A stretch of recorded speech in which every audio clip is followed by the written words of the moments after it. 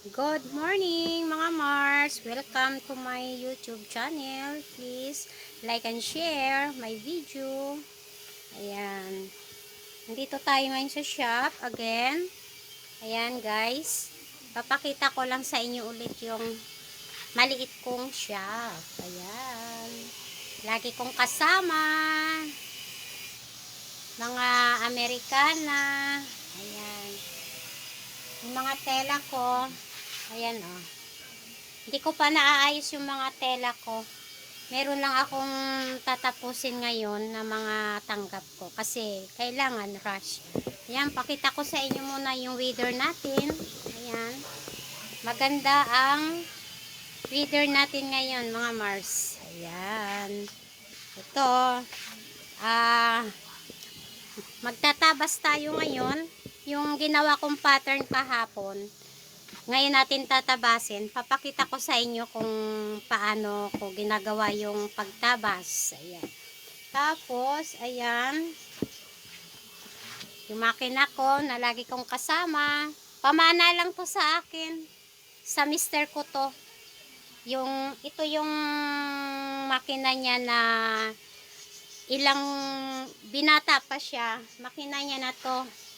Ayan o. Hanggang sa nawala na siya, ako na ang gumamit. Ayan. Matagal na to guys. Malalaki na yung mga anak ko.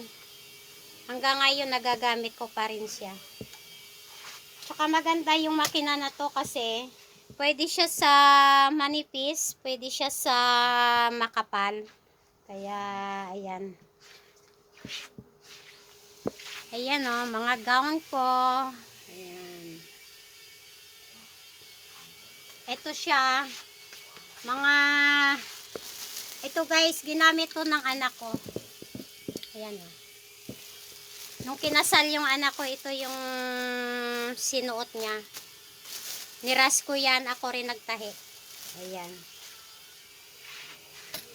Tapos, ito naka-ready na yung tela. Yung tatabasin natin. Ito o. Ito yung kulay niya. Tatabasin natin. Para maumpisahan na natin ng ano. Maumpisahan na natin gawin. Kasi kailangan mayari ko siya. Pasensya na kayo sa camera ko mga Mars. Ayan.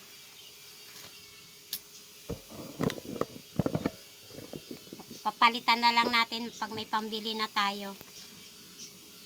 Ito guys, ito na yung mga yung tela. Ayan o. Nilagay ko na yung ano. Nilagay ko na yung pattern. Ito yung ginawa nating pattern kahapon. Ayan. Kaya ito yung kagandahan pag may pattern eh. Kasi ipapatong mo na lang siya doon sa tela. Tsaka gugupitin mo na lang siya. Siyempre kailangan natin ng ano guys, pag nagtabas ako, gumagamit ako nito. French roller. Ayan. Kailangan ko to. Tsaka ito oh. Yung carbon niya.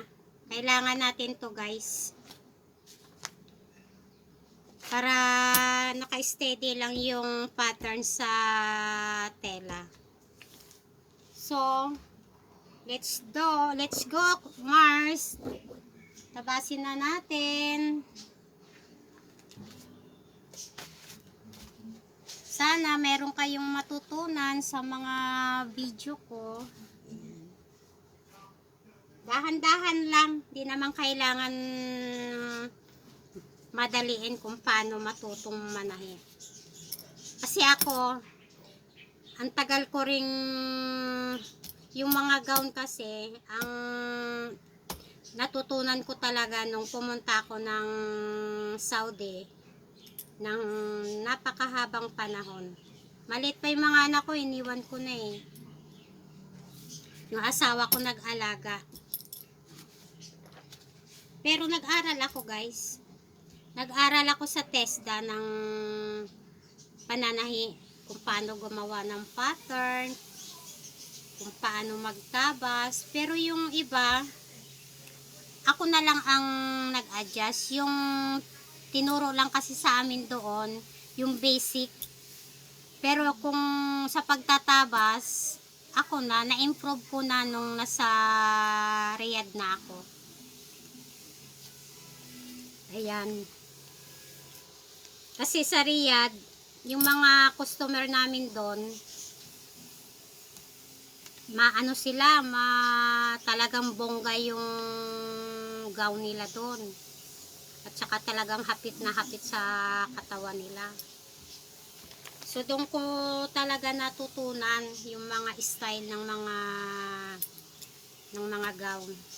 Pero kung talagang interesado ka sa pananahi, mga mare, madali mo rin matutunan pag talagang gusto mo.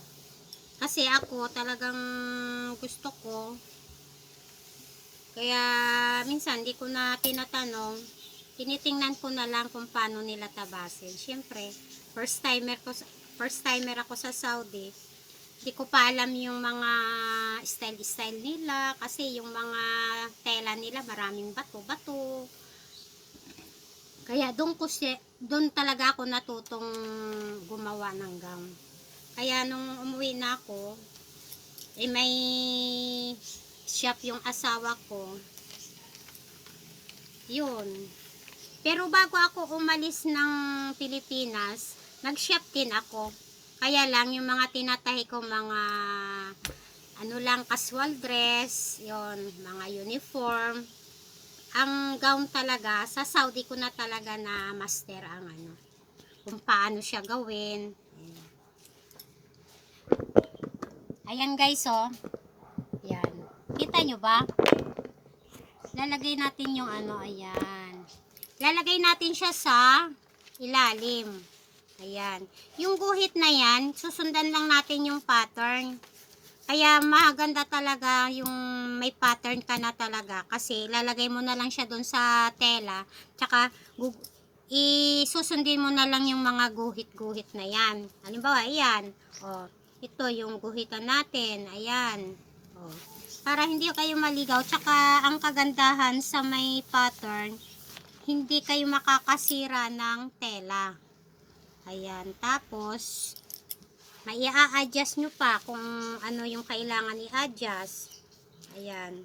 Susundan nyo lang guys yung mga ano, susundan nyo lang yung mga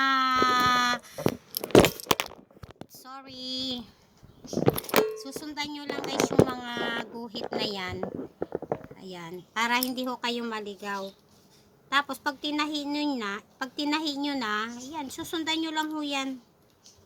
Hindi ho kayo maliligaw. Ayan.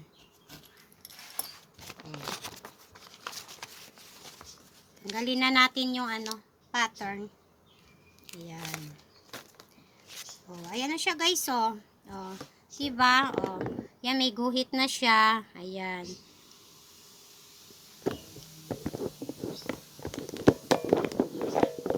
Hindi kayo maliligaw pag susundan nyo lang yung ano, yung guhit na yan. Tapos, ito, kagandahan to. Ang kagandahan naman nito, pag gagamit ka nito,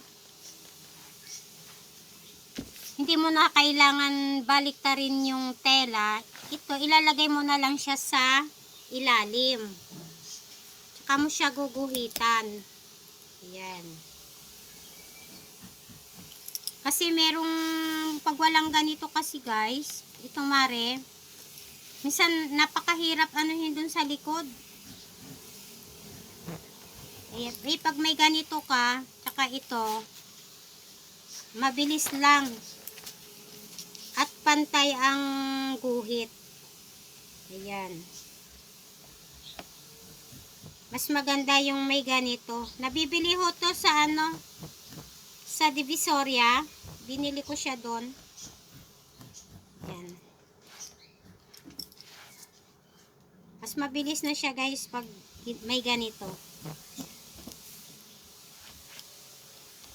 Pag nangyari ito, papakita ko sa inyo to. Kung ano, kung anong style niya. Ayan. Ito yung front. Ayan. Yung harap niyan ito.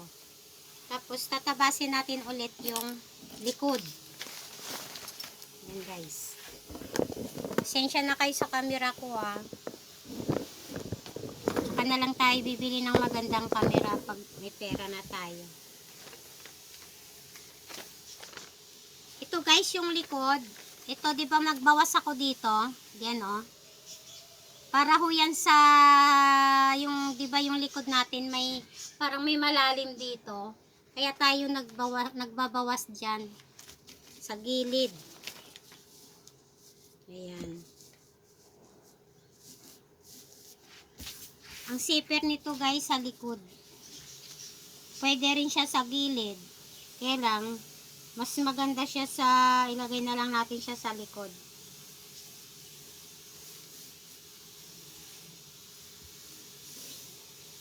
Yan guys.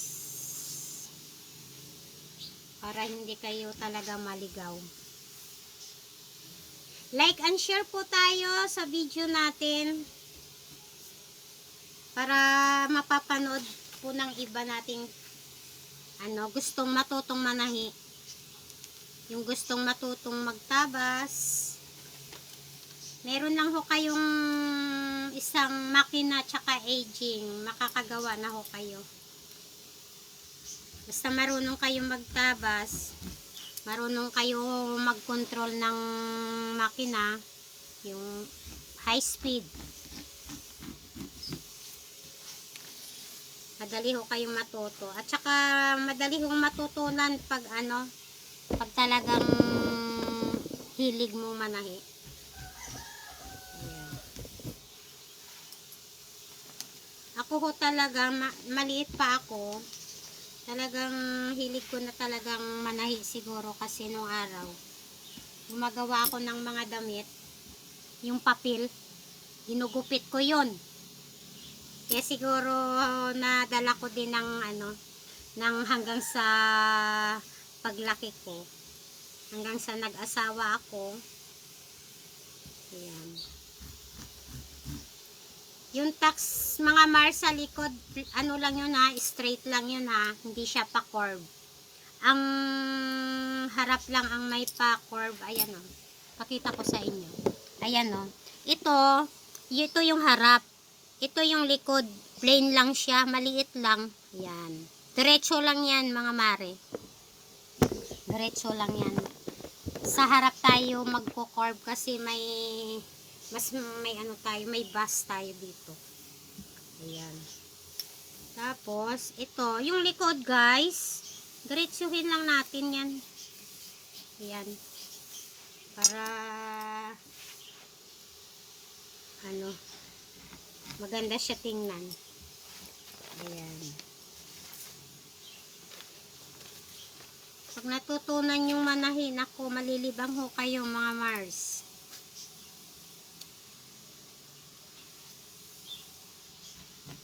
Nung araw, hindi naman ako marunong Pero napagtutunan din po. Ayan. So, tabasin na natin guys. Ayan. Marami akong gunting. Galing to ng Riyadh. May malaki, may maliit. Kailangan ko sa pagtatabas itong malaki. Para malaki yung kain niya sa tela. Kaya, kailangan ko ng malaking gunting. Ito yung likod.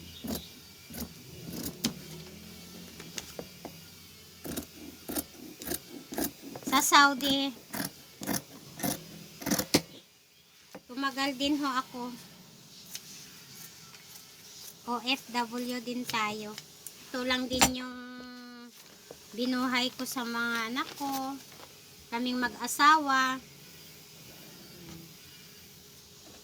Ang laki ng pakinabang ng pananahi sa amin. Siyempre, nagkakaedad na tayo. Gusto nating i-share natin sa iba yung kaalaman natin. At least kahit pa paano may natutulungan tayo.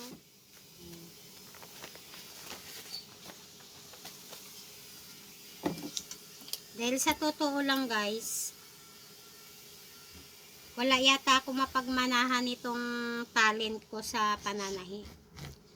Kasi mga anak ko, walang hilig. Iba ang hilig nila. Kasi yung pananahi, hilig-hilig din eh. Hindi pwedeng gusto lang niya. Kasi ang pananahi ho, kailangan tiyagaan. Lalo na pag may tinatastas ka, nako, yung iba ayaw na ayaw magtastas. Sabi nga nila, sabi ng asawa ko, ang isang mananahi, hindi daw siya gagaling maging mananahi kung hindi ho siya magtatastas ng damit ng tinatahi niya. Ganun, ganon. Kaya kailangan talaga nating magtastas kasi hindi naman tayo perfect na mananahi. Lahat ng mananahi nagkakamali din ho yan. Kaya walang mananahi na hindi nagtatastas. Ayan guys, oh. Natabas ko na yung likod. Lalagyan na lang natin ng zipper sa likod yan. Tapos, meron pa tayong ilalagay dyan guys. Yung skin tone na nut tool. Yung soup tool ang tawag nila dun eh. Ayan. Ligpit na natin to. Mananahin na rin tayo. Ligpit muna natin tong tela.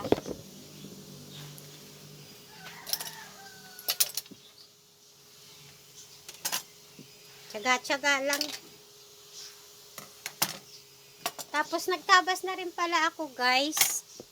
Kasi yung damit na to, yung costume ng ano, Tinkerbell. So yung sa labas niyan, ito nakatabas na rin pala ako ng ano, yung pinaka palda niya. Ito oh. Yan. Mamaya ipapakita natin.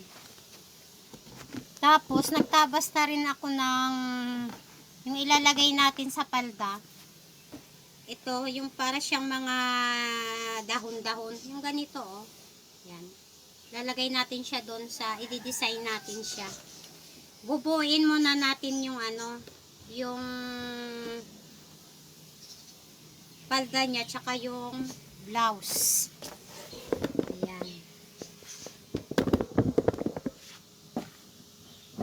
Dito tayo,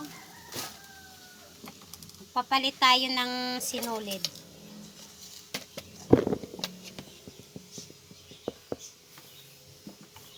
Kailangan natin magpalit ng sinulid yung kakulay niya.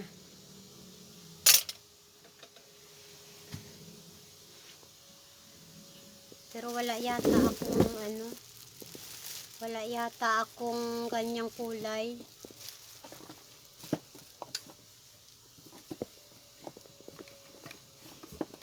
Yung mga sinulid ko guys oh. Ang daming kulay. Pero parang walang kakulay. Dito. Ito pala guys yung aging ko. Matagal na rin yan.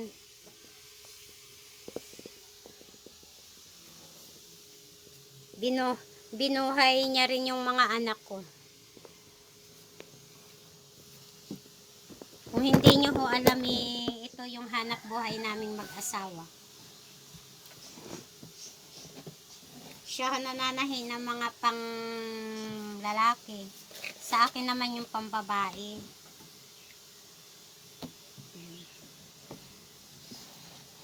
Mag-uumpisa na tayo manahi.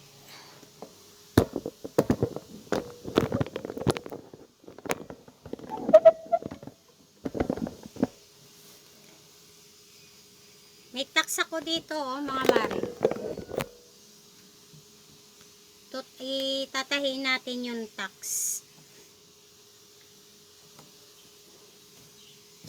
yan yung nagpapa-curve. Yan yung nagdadala sa mga damit yung tax. So, kailangan natin lagyan ng tax. Ayan.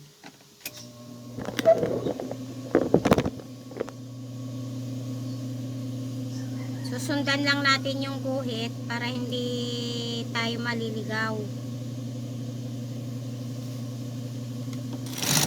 Pag may guhit na yan, mga Mars, madali na lang siyang tahiin.